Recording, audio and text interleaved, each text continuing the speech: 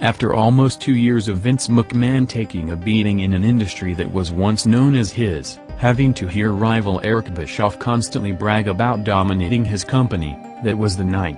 The symbolic ending to WCW's 83-week winning streak was that it was Vince McMahon that decided to do it himself. WCW was coming off a record-breaking competitive audience the week before for a Sting vs. Nash main event. The plan was to ride the interest, add stipulations and build a rematch after a huge viewership increase for their match.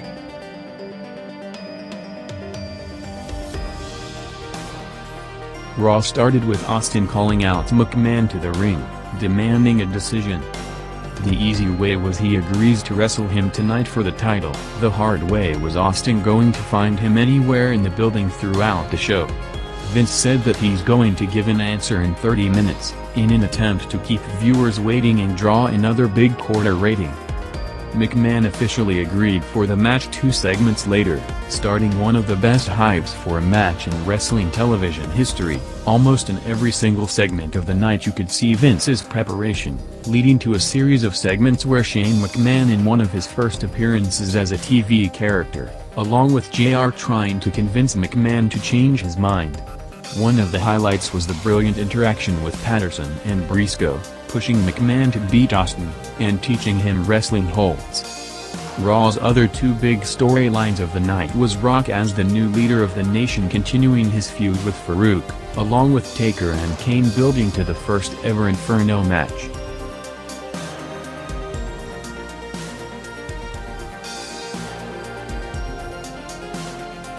At this point, the entire atmosphere in the buildings started to change when Bill Goldberg came out.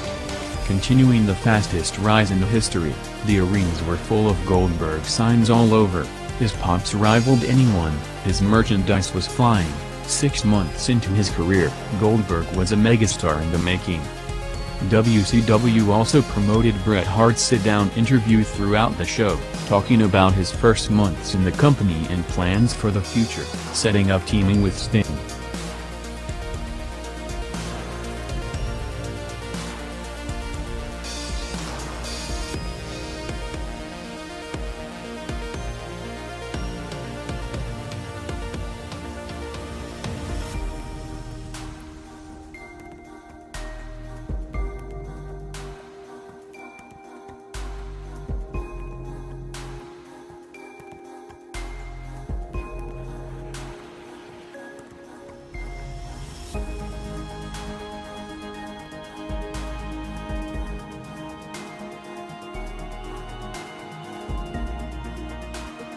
For the first 4 months of the year, the hottest and biggest drawing feud in the industry was Randy Savage vs. Hollywood Hogan.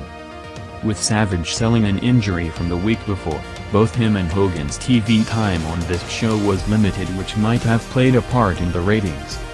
As the Sting, Savage, Hogan, Nash, Hall, Giant, teased NWO breakup story was usually the dominant part on a weekly basis.